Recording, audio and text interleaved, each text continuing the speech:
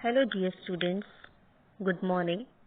Welcome to Aman Bhalla Foundation, Kotli. Now, this English lecture is presented by Sheetal Sharma, Assistant Professor, ABGI. Students, in this chapter, the communication skills, the topic is channels of the communication. So, what are the channels of the communication? A business organization has to maintain communication at two levels. The first one is the internal and the second one is the external. Now, we will study them one by one. Now, first is the external channels of communication. It is the transmission and the reception of the information with suppliers, customs, banks, insurance companies, government departments, and other organizations. It can be through letters, texts, fax, telephones, vouchers. Now, next is the internal channel communication. Internally, business organizations have an organization pattern to carry out their work.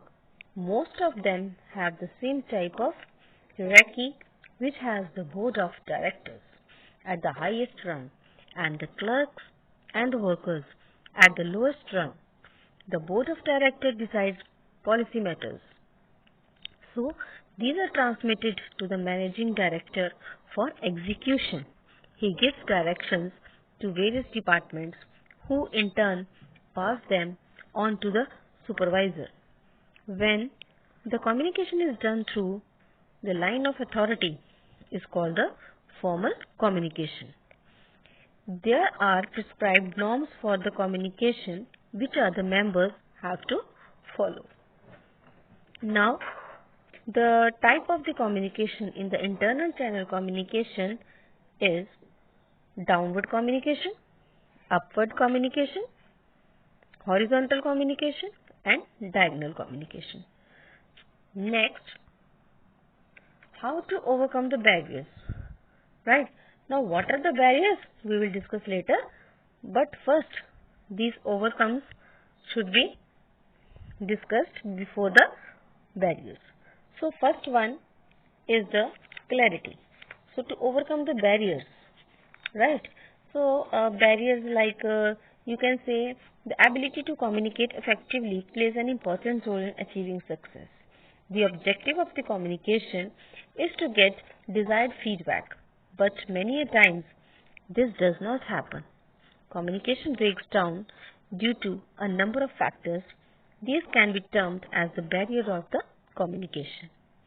For example, we can take that you ring a friend, finding him out that he was not there, and you leave a message to call back. You keep waiting for the call, which never comes. Later you come to know that your message was not conveyed at all. Everyone has experienced situations like these where message has been forgotten or misunderstood, resulting in the communication gap. In fact, technical communication falls prey to it more than general communication. Barriers distort the message.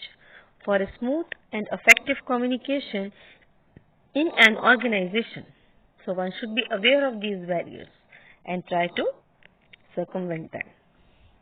So many types of barriers are there, but first, how we overcome these barriers, we discuss first. Now, first one is the clarity.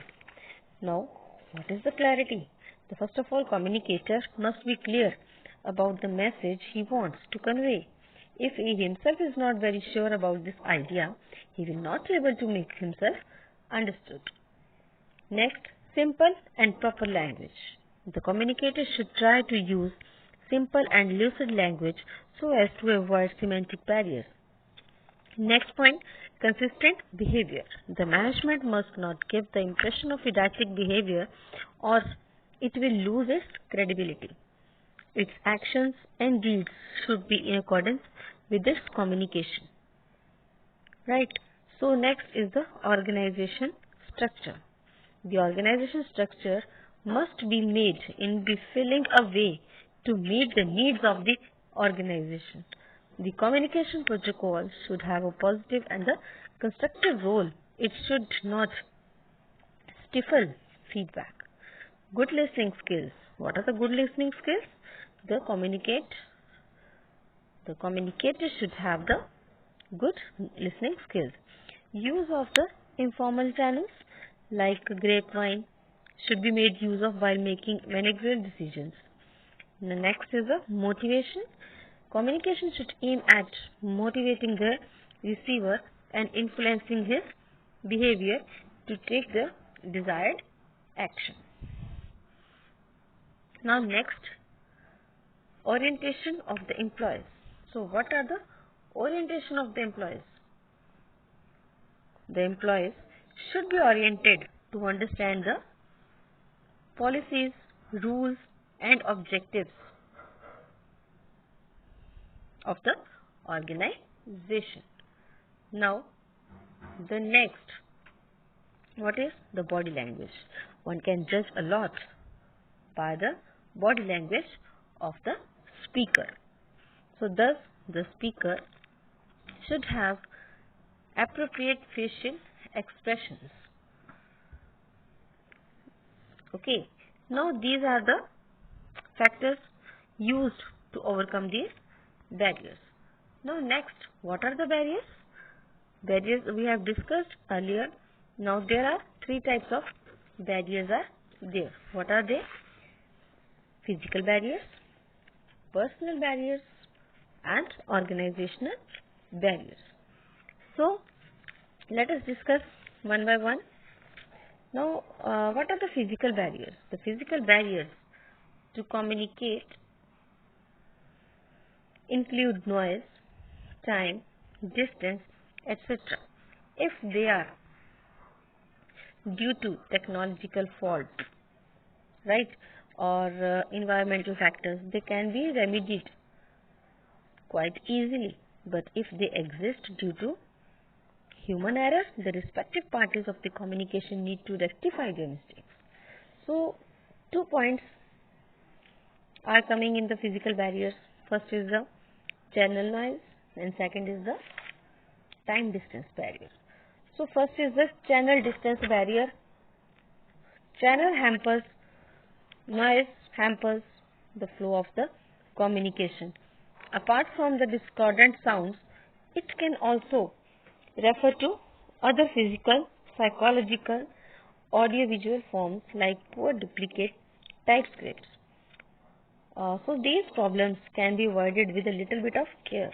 For instance, the public address system can be checked before the meeting. Now next is the time distance barrier. So it is another physical barrier.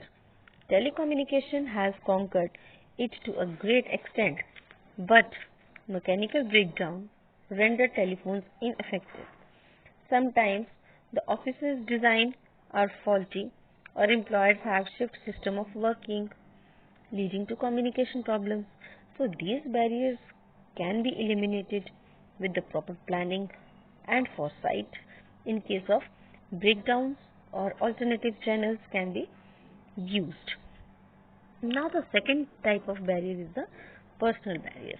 So many types of personal barriers are there, like assumptions and the suppositions of the communicator. Some barriers are a result of wrong assumptions of the communicators. Instead of acquiring an in-depth knowledge of the receiver's level, they presuppose few facts. Now the second is the different perception of reality. So what is the different perception of reality? All human beings do not think alike, right? So their perception levels may vary. A communicator may focus attention on some detail, omitting others. What he considers insignificant may be of great importance. So a person should keep in mind that his perception of reality is not the same as that of the receiver or listener. Take a case of various news channels of the newspapers. The policy of the channel affects the reporting. To overcome this barrier, Be accommodating in your communication and remember that others can find alternative details more important. Above all, try to objective in your observations and assessment. Now, second is the inference. So, these are drawn from the observations. Most of the time they are reliable, but they can go wrong also. For instance, you have just had a altercation with a colleague. You find him going towards the manager's room.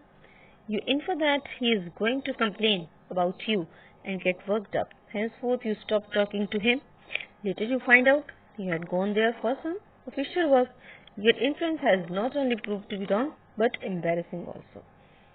Now, the next point in the personal barriers are the level of the organization. So, while communicating, keep the level of the receiver in mind. Many factors like age, sex, education, language, background, social values, etc. have an effect on communication. A message is interpreted according to one's experience. New things may sound ambiguous. Lack of the communication skill. Majority of people are not able to communicate effectively because they have not mastered the skill of speaking well. Now, next is the semantic barriers. Some people do not have a good command over the language. So, having a limited vocabulary, they are hard placed to find befitting words to convey their meaning. So, words have a literal meaning or denotation. Now, next are the negative feelings. So, what are the negative feelings? The negative feelings like anger, boredom, etc. can interfere with the communication. When the receiver feels the message is a threat to him, he neither acts defensive or aggressive. So these all are the personal barriers which experience in yourself. Right? Now the next is the listening skills. Communication entails active listening. People usually do not have a good attention span. Majority of misunderstandings in the communication results from poor listening. Sometimes people are absent-minded because they may dwelling in personal problems or they may not be just indifferent and empathetic. So as a speaker, try to capture the attention of the audience with the eyes, maintaining a pleasing posture. Make use of gestures effectively. As a receiver, try to concentrate on the message. Do not show negative feelings. If you do not subscribe to the speaker's views, tell him gently after he has finished speaking. Okay. Now, the last point in the personal barriers are a cultural difference. Sometimes there is a difference of culture between the communicator and the receiver. Right? So, this is especially so in the case of a multinationals. Different countries have different work culture and this may hamper. Right? So, their employees need to have knowledge of the laws, customs and the culture of the country which they are engaged in business. So, it is better to acquire this basic knowledge if you want to succeed. Now, the last step of barrier is organizational barriers. So, most organizations lay down protocol of the communication, but barriers do exist. So, there are also 4 points, that is status consciousness, multiple channels, wrong choice of medium, too much information. So, first is the status consciousness. In every organization, status consciousness exists, resulting in a stumbling block to communication. So, this barrier manifests itself more often in face-to-face communication. Second is the multiple channels. When the message passes through a multiple channels, it gets distorted at times. So, this happens in verbal messages a lot of times. Part of message is filtered out.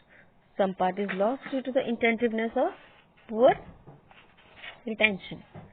So, wrong choice of medium. The third point, it is important to choose an appropriate. So, it is important to choose an appropriate medium for conveying a message. An unsuitable medium can become a barrier to communication. For instance, lengthy messages can be better conveyed in the written form.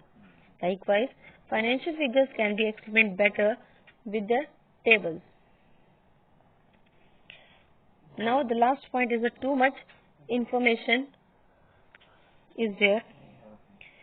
So there is too much of information received by the organization, leading to an overload of it.